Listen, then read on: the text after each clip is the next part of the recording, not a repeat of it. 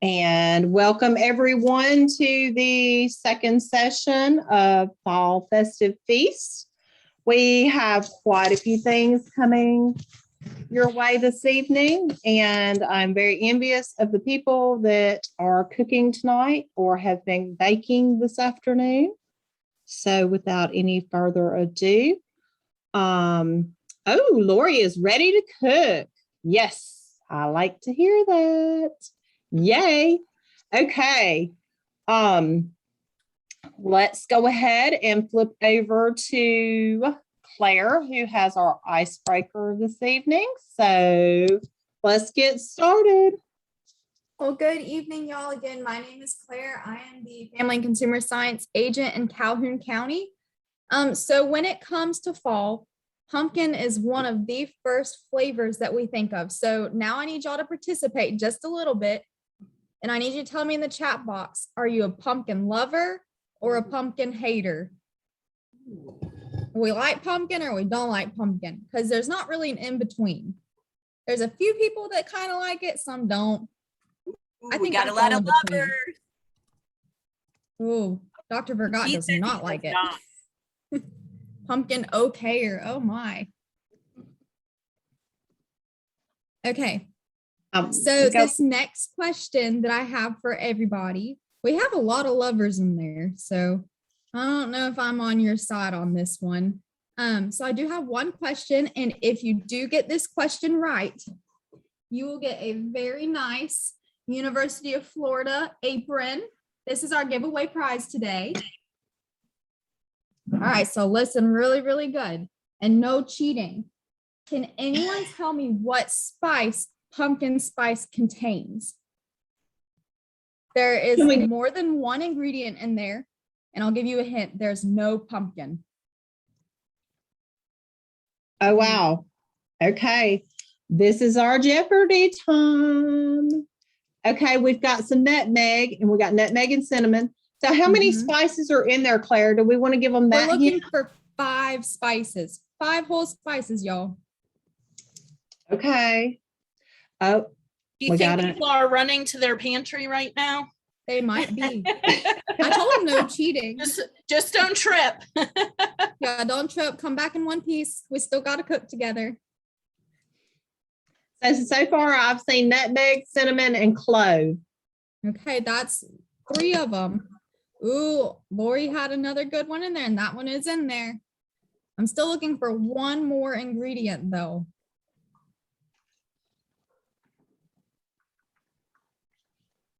Magic. Very good, Lori. Very close. I love Very, it. very close. Ginger, look at that. Judy got it. Okay, well, Lori Miller, you got 4 of the 5, so you are our winner. Good job. Good job. So all of these spices are a collection of warm fall holiday feel-good spices. And they're actually originally blended to help flavor our pumpkin pie.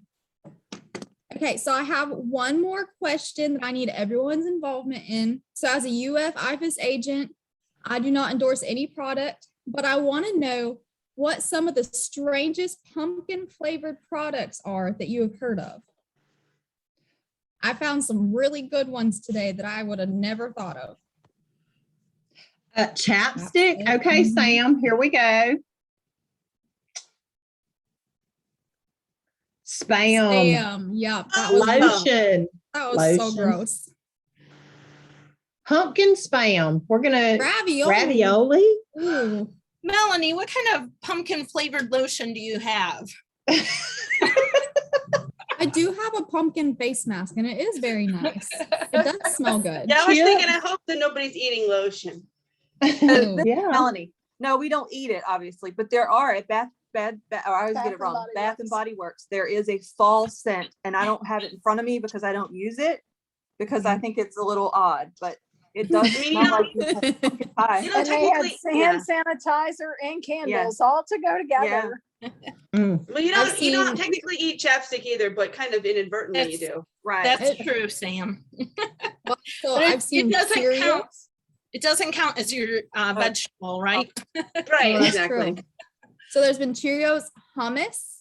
That was a really strange one. Pop-Tarts are kind of new. I know there's a pumpkin spice cream cheese. There's a pumpkin spice latte burger. That doesn't sound very good. There are hygiene products that are pumpkin spice. And then there's a chicken sausage pumpkin spice and then pumpkin spice bologna. Yeah. Yeah. Okay, Catherine says the Pop-Tarts are delicious. They might, do you heat them up first though? That's the real question. Catherine, do you heat them? Do we heat them or do we eat them straight out of the package? Oh, no, you can't eat Pop-Tarts raw. They have to be toasted. Okay. Oh, no, you eat them right out of the package, girl. Oh man, we got a fight going on. Okay, that's a debate for another night. Awesome job, Claire. Thank They y'all do for have participating. the cream cheese flavored frosting. Well, I will tell you, Ooh. pumpkin ice cream is the weirdest one I think I have seen and actually tasted. Yeah. So Ooh. anyway. Mm-mm. Okay. Oh, I people. think they have pumpkin spice 5-hour energy. I think I've seen that. Ooh. Oh, really? Yeah. All right. Well, thank you very much, Claire. We are going to move over to introduction of our concepts here tonight. So I am going to share my screen. And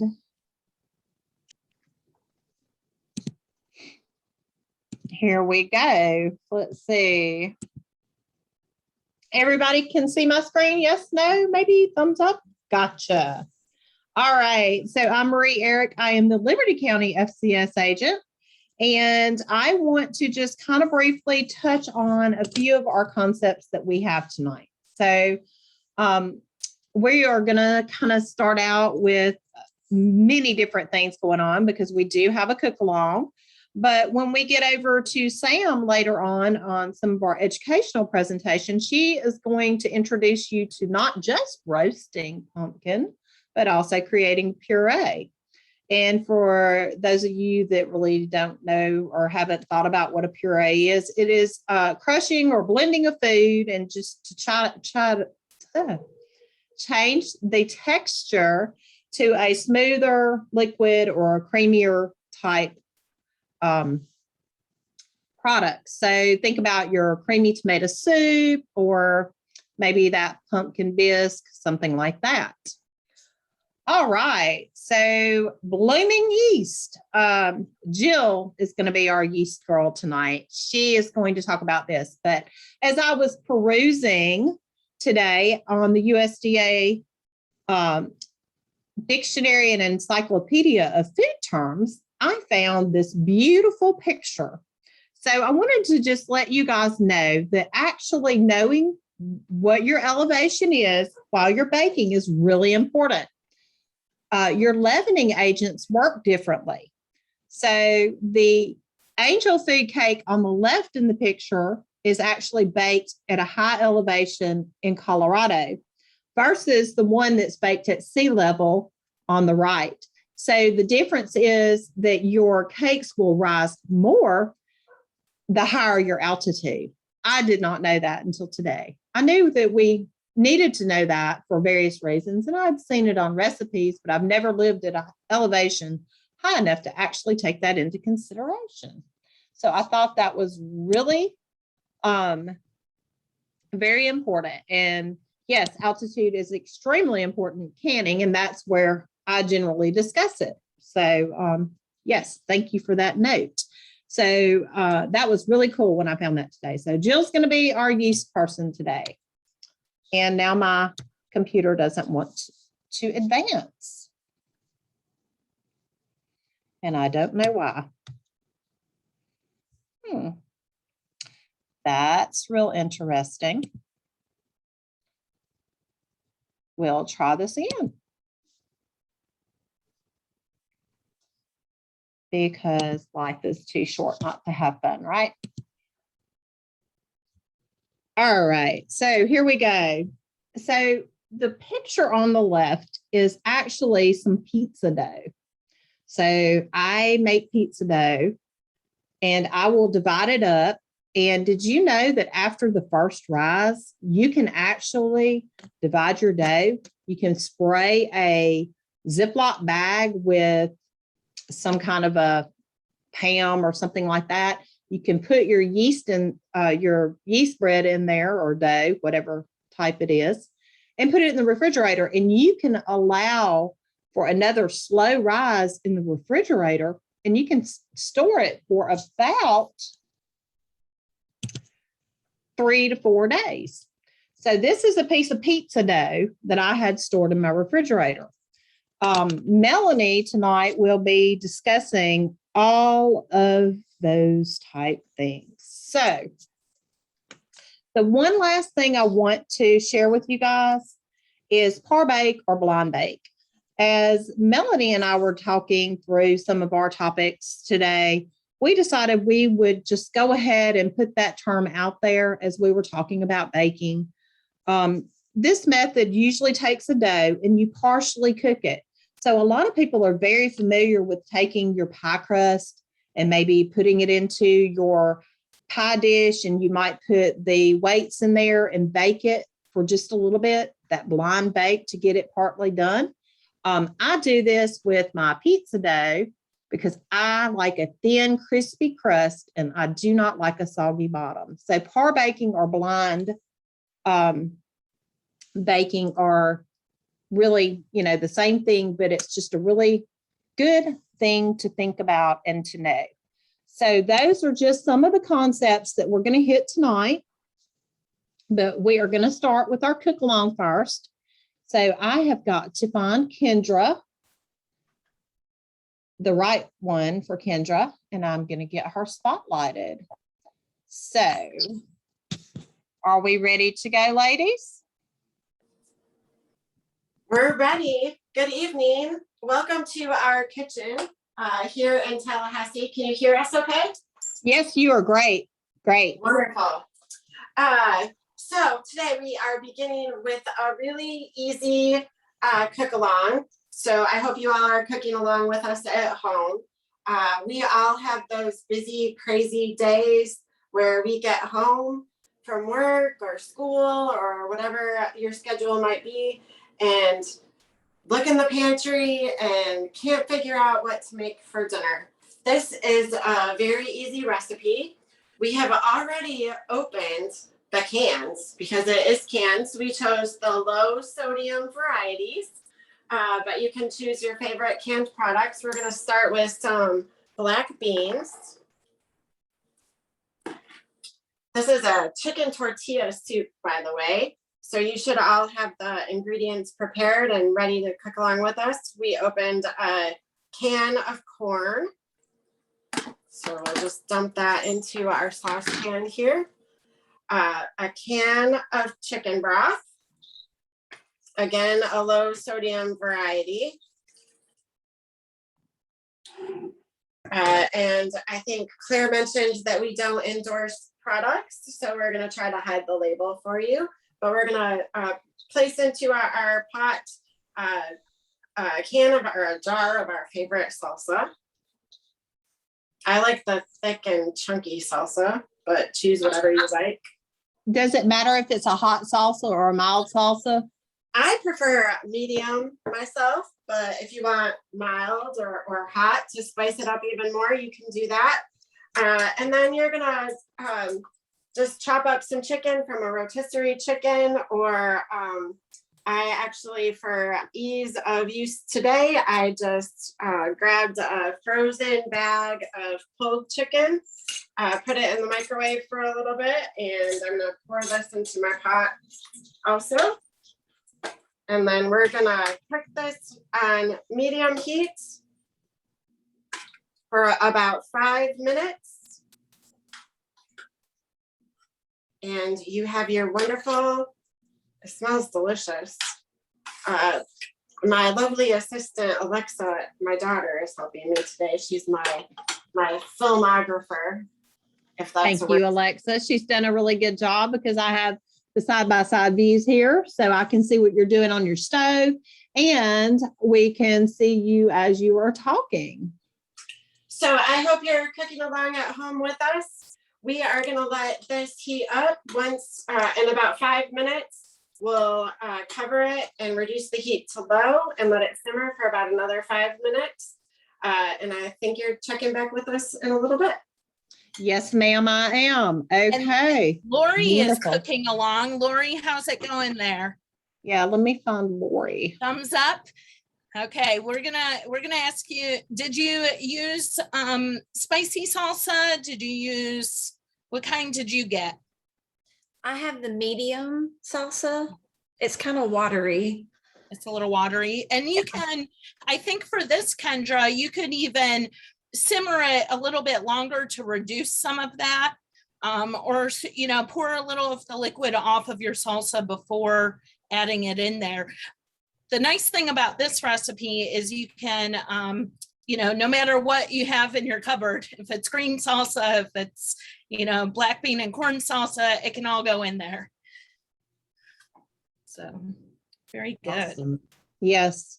And chicken tortilla soup is probably one of my absolute favorites.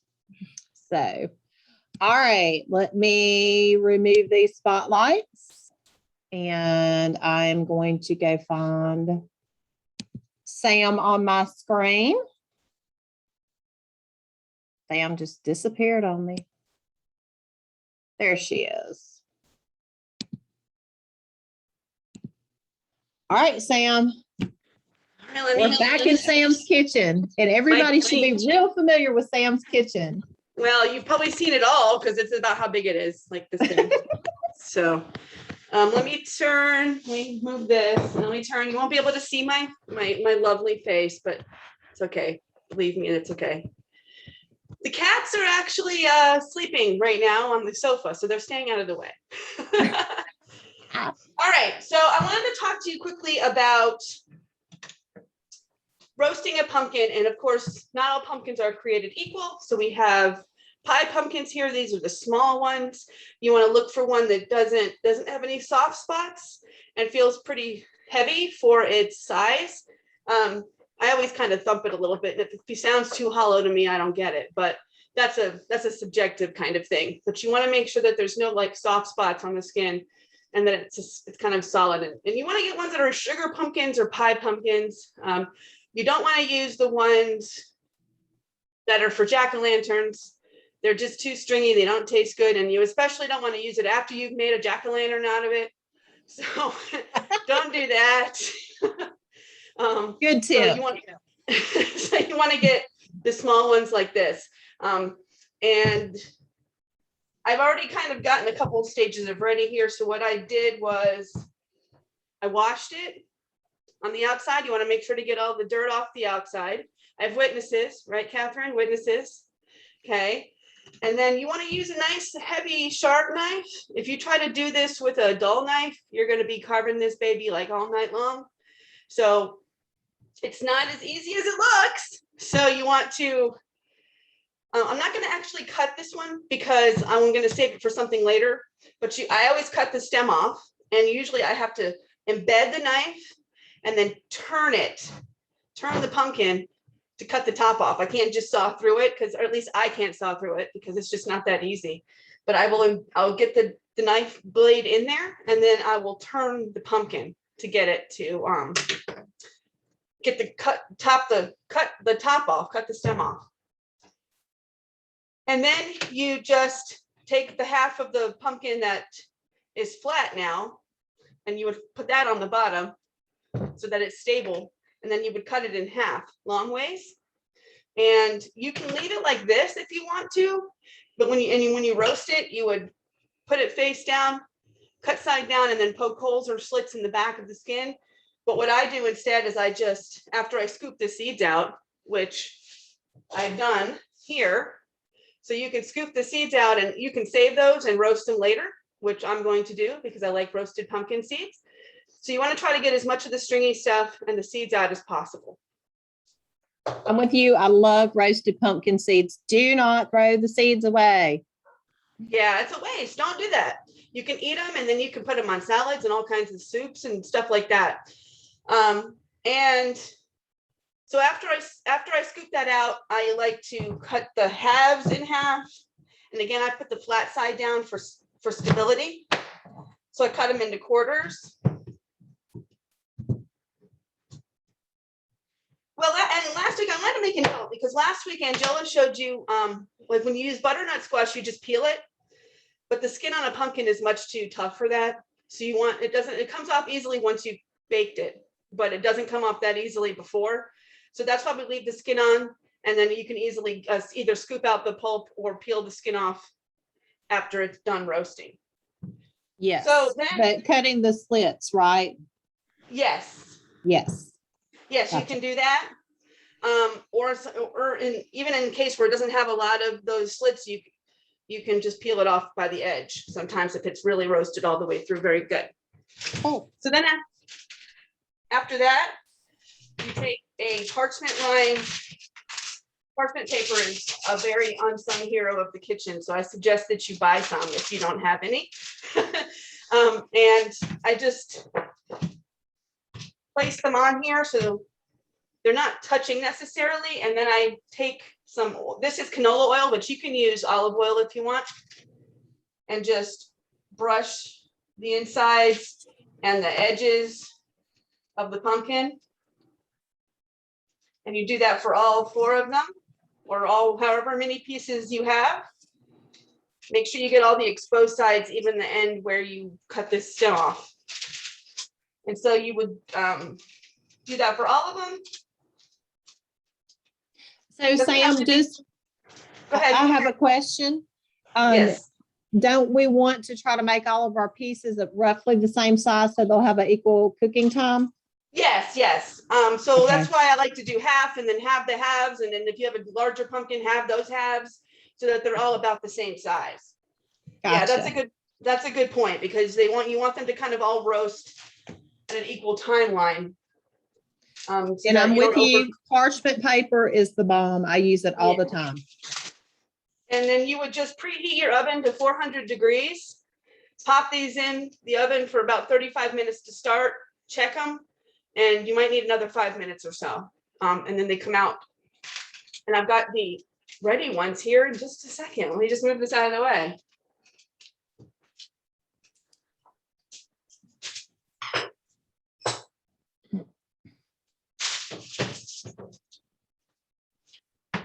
All right.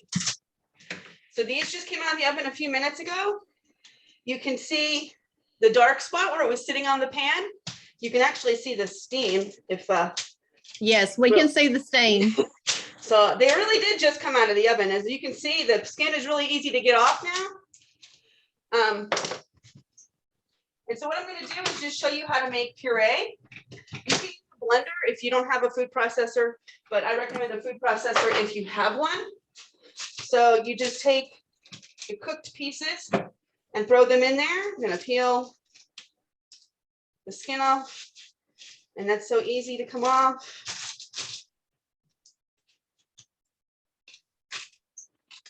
Those fingers. Go ahead. Those fingers are getting a little burnt, aren't they? Well, I anticipated these being done earlier, so they would have cooled off a little more. But I'm all right. Who needs fingerprints anyway? They're overrated. I'm telling you. All right. So we're going to just throw that in there. And instead of burning the rest of my fingers off, I'm just going to do those 2 pieces. Sure. Let me get the lid. So my advice to you is to wait till they cool off a little more, so they're not so hard to touch, so hard to manage. Or you can wear heat-resistant gloves if you want to. So you just put the roasted pumpkin in your food processor.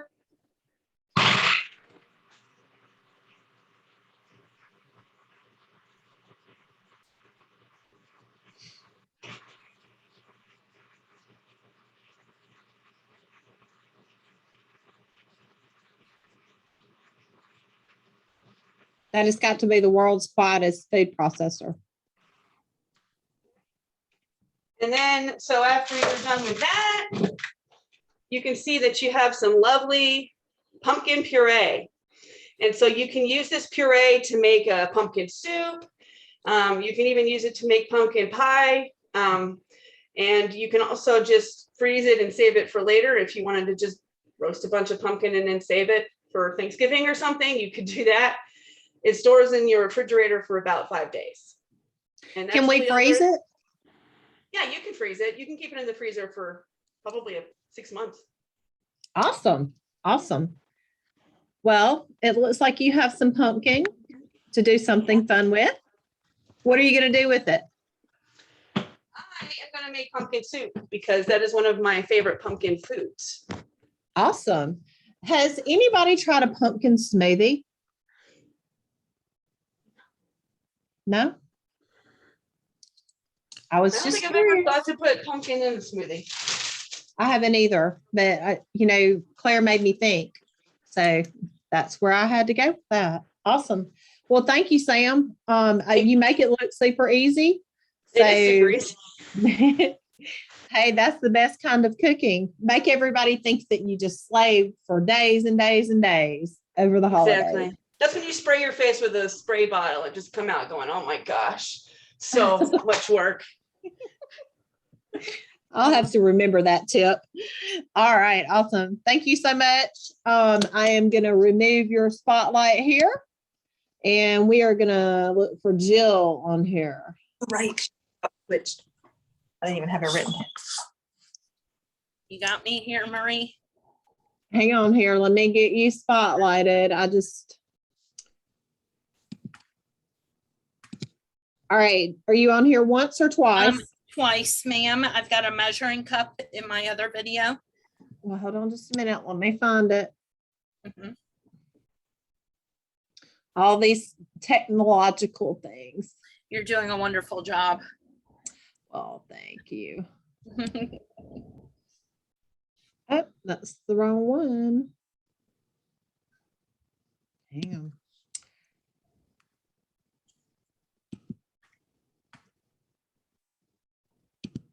Okay, we are side by side. Here we go. All right. Okay. So one of our topics today was baking breads. And so one thing I thought that would be interesting to show everybody is how to proof or test yeast before you use it in your dough for yeast bread. So what I've done is I've got my packs of yeast, and they're sold in like 3 packs like this. Usually a recipe will call for like 1 pack. The rest of it can go in your refrigerator for later use. You'll find these in the grocery store, generally in I say generally, but sometimes in like the dairy section or refrigerated section, or else in the baking aisle.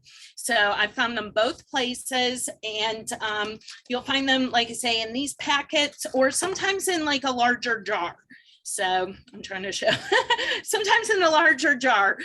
So if you're doing a lot of baking, you may use those. When I used to teach classes, I was making multiple batches of things. I would buy the jars because it was more economical. So you'll keep that yeast in the refrigerator or in a cool, dry area because we don't want that yeast to grow. So yeast is living one-celled fungi, and before we go to all the trouble of making our bread, we're going to make sure that the yeast is what we call active, so that it's ready to produce actually gas for our dough, which provides or is used in our dough as a leavening agent, which means it makes the dough rise. So what I'm going to do is I've taken my yeast, and I'm just going to, I have a little bowl here. I'm just going to dump that out so that you can kind of see what that looks like close up. So it just looks kind of grainy, not much to it. It's not moving or anything like that. So it's not going to run away from you, even though I said it's alive. And we're just going to take that yeast, we're going to put it in some warm water. And you want this water to be between 110 and 115 degrees. Remember, I said that yeast is living.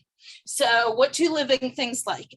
They like warmth and they like food. So what I'm going to do also is sprinkle in my 1/2 cup of water with my packet of yeast, I'm going to sprinkle some sugar in there. Okay. And this is their food. So in the next few minutes, we're going to be checking back to see if we have any reactions.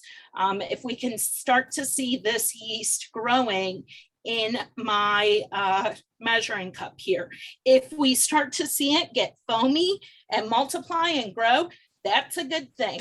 That means that our bread is going to do the same. It's going to grow, it's going to rise, it's going to become light and fluffy and delicious. So, but we'll check back on that. Now, if we don't see it starting to react, you can kind of see it moving there already. If we don't see it reacting, then we know that we don't want to use that in our dough.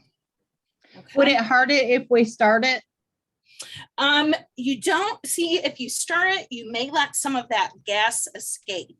So you don't really need to stir it. You can a little bit, but when it's in there and it's eating the food and it's living in a nice warm area, it's creating that gas. And if you stir it down, you're going to let that gas escape and won't be any good. So we won't really know if it's really truly active or not, because we would have disturbed it. Right. So, yeah, you want to just kind of leave it there and let it do its thing. So, but after a few minutes, now, one thing to note, if we are using this in a recipe, I've got half a cup of water here. If I'm going to go on and make something with this yeast, I'm going to deduct half a cup of water from my recipe. So there's a little bit of math involved in that. Okay. So Sam put a really good point in the chat box, because not everybody pulls out a thermometer like you did to test their water. You can test the water for your yeast with your fingertips. You want it warm to hot, but not very hot, because it would kill the yeast. And that's why you gave us that temperature range. Exactly. But not everybody either has that or will take the time to do that. So testing it and making sure that it's, warm, but not scalding is great. If it's scalding, it's going to kill the yeast. So you don't want that. Yes, they do. That's so very true. And Catherine said that she is excited to see what Melanie and Paula have, because they have another example. So we are going to swing back to you shortly. Look and see what's going on in your measuring cup. It is happening. And we are going to flip over to Paula and Melanie here in just a minute. Let me remove a couple of spotlights. And all my people keep moving around. Okay, I see. Yep. You should see the instant yeast. I do. I was just going to show them the difference in the packaging between her live yeast that she needs to add water and sugar to, and this is instant yeast that's ready to go, and you just pour it in dry. And it's fresh. I just bought it. So I just wanted to show them the difference. They're on the same shelf on the aisle where you find yeast. There was a shortage last year during the pandemic. It was like a rush on yeast bread, I guess. But anyway, it's easier to find now. But I wanted to just show you that while we were looking at the other yeast. So what we're going to talk about today is making bread, because that's a fall comfort food. But before we do that, I want to talk about how to properly measure flour. So it used to be that we would just have the bag in front of us. I'm sure all of us have done this. We just scoop out of the bag and right into this. But it is common knowledge now that there's a good chance, because breads can be, or flour, the amount of flour in your breads is so touchy and can make a difference in your bread, that it's recommended that you actually measure it with your measuring spoon, and you want to also pour it into onto a scale. So I've already zeroed out my scale, so it's not measuring the bowl there. I take my 1 cup of flour equals 4.25 ounces of flour. So we're going to see if we get that. And this is actually my 1 cup here. So I'm going to take 1 cup, sorry, scoop it out, and I have fluffed this flour. We'll use this to put it on there. You still take a knife or something flat, and you want to do that. You want to scrape it off and have it level, and then you want to pour it in to your bowl. And we'll see what we get. We get 4.5, where we actually need a little bit less than that. So this shows us that sometimes just using our measuring cup is not 100% accurate. And with flour, we do need it to be accurate. See if I can move a little bit if it makes a difference. Oh, that's right. That's exactly what we needed. So that does make a difference in measuring your flour. So just wanted to say that's an extra precaution to make sure that your flour will be the right amount in your product, especially if you're using a lot of flour. But you definitely, if you're using this measuring cup, you definitely want to level it off across the top. But before you do that, you do want to fluff your flour. You don't want it to be packed together. So mine was already fluffy. So that was just a quick tip. All right, moving on. What I made today is I made a yeast bread that we have here. It's a yeast pumpkin bread. And then we have a quick pumpkin bread. We're going to talk about the differences. Obviously, this one has yeast. Both of these recipes are from the King Arthur Baking Company page, which we do partner with a lot with Extension. So I used them. I knew they'd been tested. I knew they would work. The yeast one, as you can see, is much lighter. It is kind of dense. It's more like a roll than it is a piece of bread. So I would suggest if you were going to make these, instead of making a loaf, make them into rolls.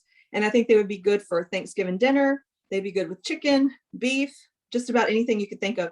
They're very mild. So even Paula, who's not a huge pumpkin fan, said she could tolerate it because it's very, very mild. It's not super sweet. Moving on to the quick bread, obviously it has no yeast, but its leavening agents are things like baking soda, baking powder, and then it has salt, sugar, and then it's got obviously flour in it, and it's got the cinnamon, nutmeg, that kind of thing.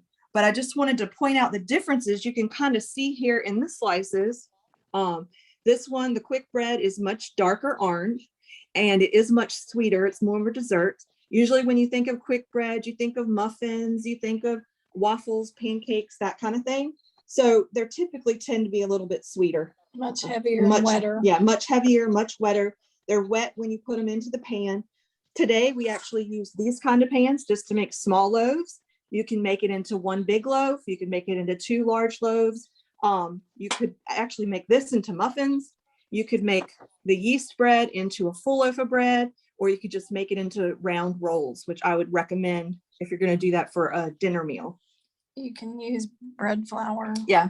Another thing is, for all of these, I used all-purpose flour, but you can use bread flour that's a little bit softer.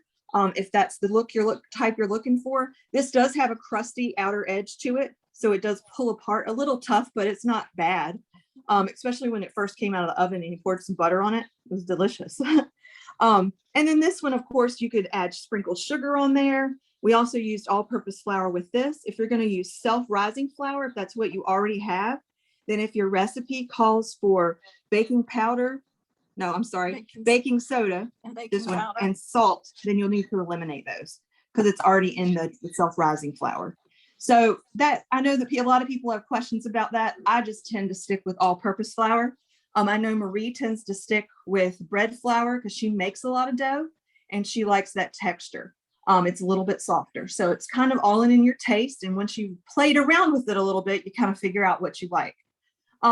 Also, for both recipes, we used pumpkin, 100% canned pumpkin, which now I know how to make my pumpkin puree. Thank you, Sam. Obviously, I had to grease the pans, so I used just spray oil. Vegetable oil was in both recipes. I used cardamom, cinnamon, ginger. We had eggs, obviously flour.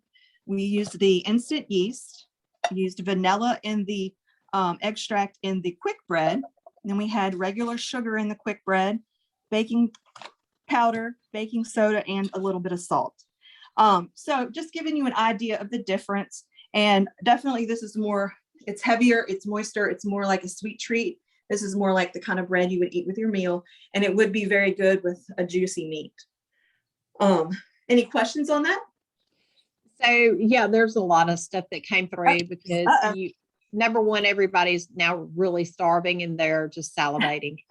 So number one is they thought it was really ironic that you were using a Taylor scale since you're Melanie Taylor. That's totally by chance. It was given to us at our wedding.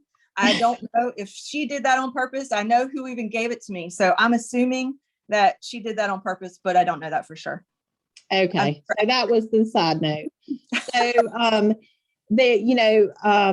Catherine Allen also pointed out there is a difference between the all-purpose and the self-rising, which you already talked about that. Those make great gifts. Those little loaves truly do make great gifts. Yes. Also, Sam Kennedy said bread flour has more protein than all-purpose, but they are interchangeable in most of the time, and that is so very true. Yes, I completely agree with that. And that was all of those comments. So it was very obvious between the coloring of the quick bread and the yeast bread.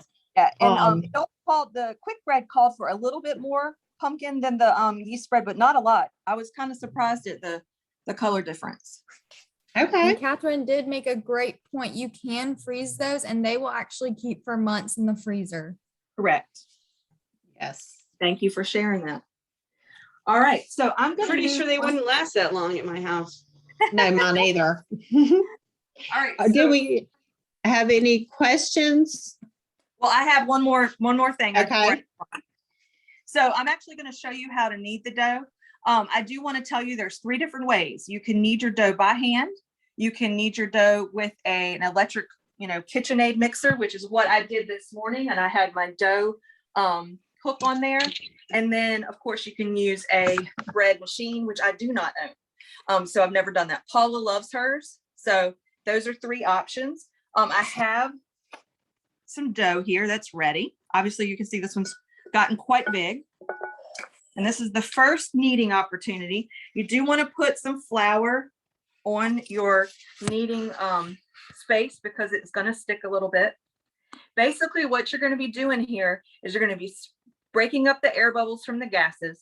You're going to be mixing the ingredients and you're going to be basically, you don't want to overdo this because then you start to stretch the particles apart and it's going to be kind of tough.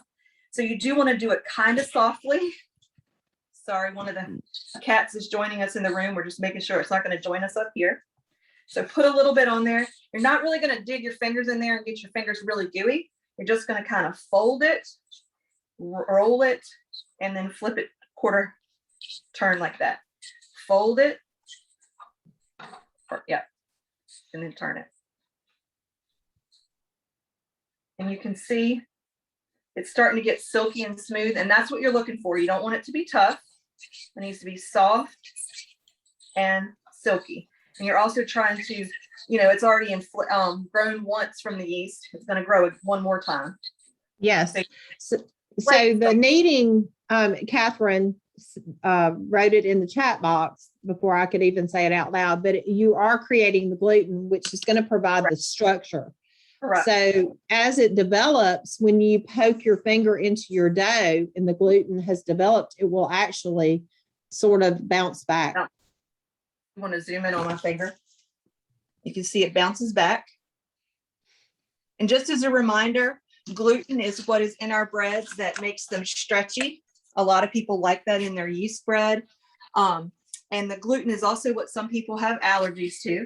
That's why if you were to make a gluten-free bread or a gluten-free quick bread, anything like that, they're going to crumble instead of being really soft and moist. And they're not really going to stretch. There'll be a real different consistency. Yeah, it's a very different consistency than quick breads and yeast breads that have gluten in them. But just so you know, if you do have you're living a gluten-free life, there are tons of gluten-free recipes on the King Arthur Flour, our baking company's page. There's waffles, there's pancakes, there's a whole section on gluten-free. Just knowing they're going to have a completely different consistency than what these breads have here today. They're not going to stretch and pull. When we stretch this and pull it and stretch it, it's not going to be as stretchable as the ones with gluten if you're going to make your own. But then, of course, when you buy it, you'll be able to tell the consistency immediately. And you just That do that looks- a few more times until you get it silky, and it is silky and soft. And then I would put it back into this bowl, and I would cover it again for the second rising before we actually cook it. Any questions? Awesome. Good information. So Sam Kennedy tells you if you are ever running a baking contest, make sure to recruit judges who are used to gluten-free products to judge that category. Uh-oh, I guess she's had that happen. Okay. Wonder what's missing. Yeah. Yeah, I mean, the judges were like, we never eat gluten-free. We don't know what it's supposed to taste like. So the point was, get people who know what the consistency and taste is supposed to be so that they can fairly judge it instead of trying to compare it to yeast breads. Right. That's a really good point. And I've not thought of that. That's a very good point. And even at the North Florida Fair, I'm sure there's no, I don't know if they've chosen selected different judges before, but you definitely need to know what gluten-free, what to expect, because you can definitely think they left some ingredients out. Yeah, I bet. But I do have several friends who are gluten-free, and they have had to try different brands to find what they like. But once they like it, I mean, they really hold on to it and are very comfortable eating it and know how badly they feel when they eat gluten. So they're definitely willing to have that taste in the gluten-free and enjoy that versus cheating and then being in pain the rest of the day. Okay. All right. So, Other questions? no, I think that wrapped those up, and I think we're going to head back over to Ken. Well, Jill, do we need to check in with you, or do you need another minute or two? Yeah, we can take a look at the yeast just to give you an idea of what this should look like after some time.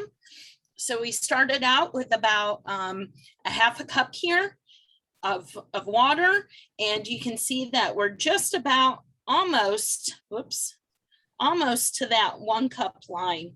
So our yeast is nice and active. Trying to get the right camera angle here. There we go.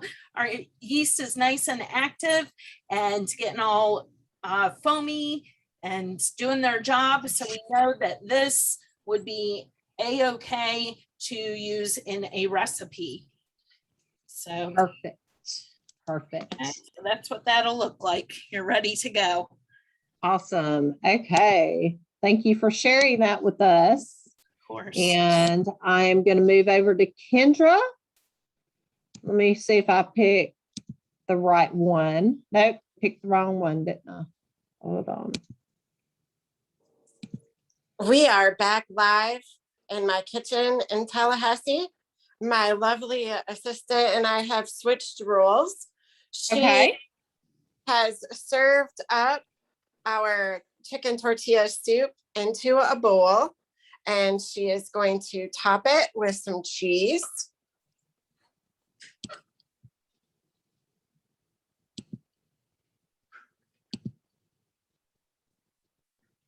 And a cup of sour cream.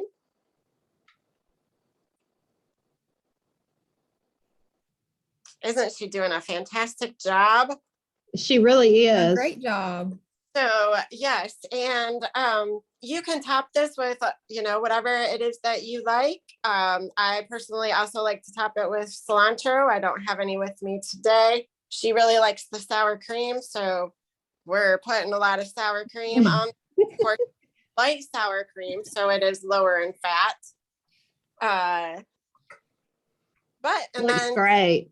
And it's ready to go and you can eat. So I think Lori was cooking along with us today. So let's check in with Lori. I've got her up side by side with you. So how's it looking, Lori? Well, let me try to get it. Here it is. It smells great. Have you tasted it? I have not tasted it yet. It looks good. So I volunteer to taste it.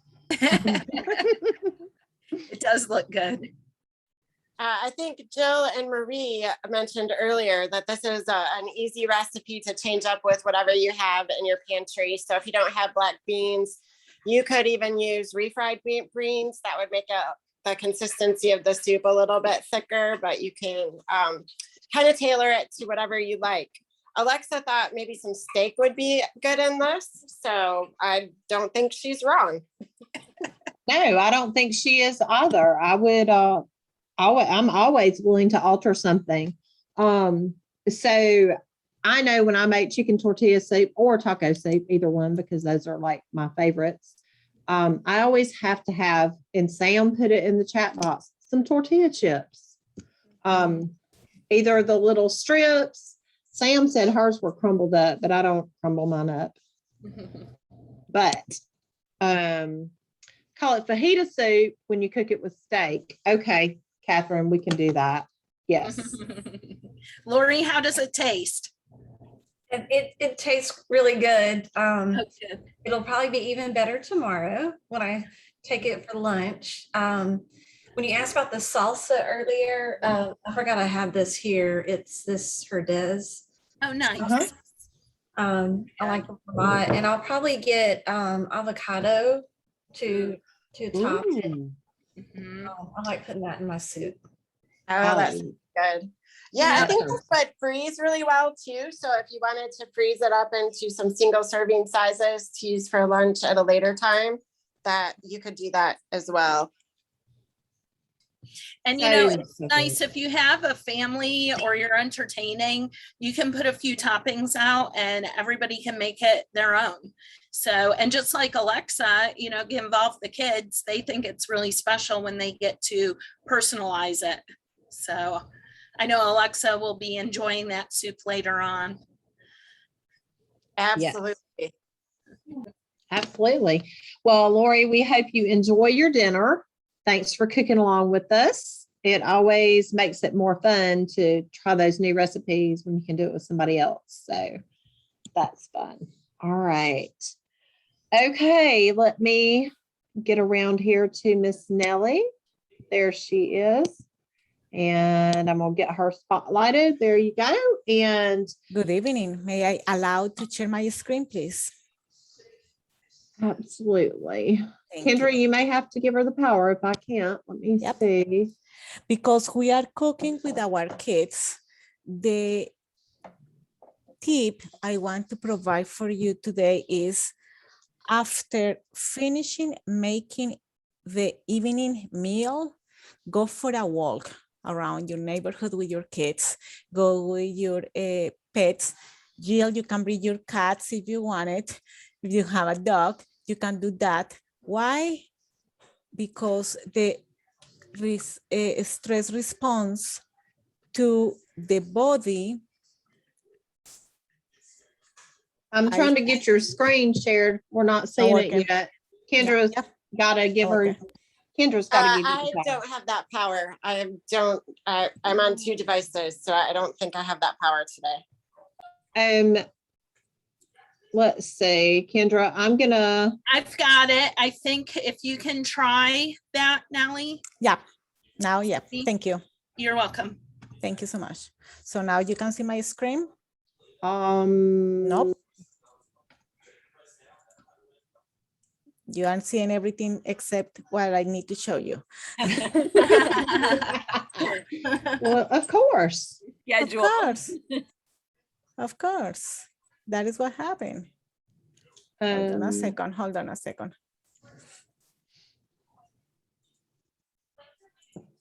There you go. Now you can see my screen. Yep. Yes. Okay. The brain, I was mentioning you, the brain response to stress is completely different according to the individual. So with the class that we were looking today, everybody cooking, kids involved in the process of cooking, and even going with you to the store helps you to have more integration in the family as a nucleus, and that is very important, a family time. That's something that we have left behind with the kind of activities that we are doing, and because everybody has different schedules during the day or different times of working, that helps with that. The brain produces different and the body produces 3 different kind of hormones during the stress process. You can see which has those here in the screen. And The main responses is what we'll normally think as a fight or flight response. Your body responds in ways to prepare you to fight, survival, or flee situation. So the adrenaline and cortisol are released. So that's the reason that we have an increase of heart rate, blood pressure, and breathing increase in order to transport glucose, nutrients, and oxygen as quickly as possible for the body to use. So these are projects on hold that interfere with digestion, growth, and reproduction. Along with this, the immune system has initial boosts for stress, but quickly it is suppressed in order for the body to focus more on the here and now. So that's the reason that trying to incorporate after evening meals, going for a walk, and when we are at home with our kids and with our family, with our partner during the weekends, that as well. Why? Because you are changing scenery, you are changing, and you are helping your digestion of your body as well, helping with the stress. The consequences of long-term stress, you know, there are chronic diseases, high blood pressure, high cholesterol. So that's the reason that incorporate these little walks of 15 minutes helps to change the mindset and help us to breathe. Like last week, they were doing the exercise with the breathing, helps with that as well outdoor. And something that we need to take advantage is we have a lot of parks in the county that we can utilize for free. Please feel free to do that as well. So some people are very curious and they start to see what are the damage in short term and long term that the stress can give you. We don't want to finish taking a lot of medication and we are not certain kind of food that we cannot take. For example, the bread was looking very yummy. So we want to start to think like that. So incorporate the little walks helps you with the relief of stress and help with the digestion. And something that we need to have in consideration is some people are just more likely to be stressed. That is depends on the personality. And this could be related to biological predispositions. That is how the neurochemical setup that we are born with function in everybody. But it could be also be learned from behaviors from the environment. When we are driving to work, when we are teaching a class, when we have rowdy kids, when we are very stressful at work, when we are traveling, those helps with that. In fact, life experience can have altered our neurochemistry, especially when you experience bad things and at young age. That's something that we need to learn. And the brain still experiences a lot of growth when we are child, so that's the reason. So for example, experiences a loss of a parent or a traumatic experience event at a young age could cause changes of the way your brain is set up, possibly making it easier for you to become depressed in the future. So please, from here for the next class, trying to incorporate walk-ins after evening and during the weekend if you are available to help you with the stress release. That's the tip I have for you tonight. Thank you. I love the message. I absolutely love it. Take the time to slow down after you have your family meal, go out and have that quality time. Great message. Thank you. So this is the end of the session tonight. We have 1 minute left in our allotted time. Do we have any burning questions? We reconvene again in October. So we're going to take a few weeks off. But if you guys try any of the recipes that we have on the page or on our Google site, snap a picture. Let us know what you think about it. You know, ask questions. Hashtag a healthy table. Yes. Thank you, Jill. We would really love to see what you guys are doing. Thank you, Joy. Oh, she's going to work on some bread making. So let us know how it goes. And I will send some reminder emails for the upcoming session. Hopefully you all are getting those and I'm not bugging you too much. And a special shout out to Lori for cooking along with us today. Thank you, Lori. She's getting her apron too, remember? Yes, Thank you. yes. All right. So wonderful class. Getting lots of good little notes in here. Thank you all. All right. Well, it's 7 o'clock. I guess class is dismissed. I am going to stop the recording.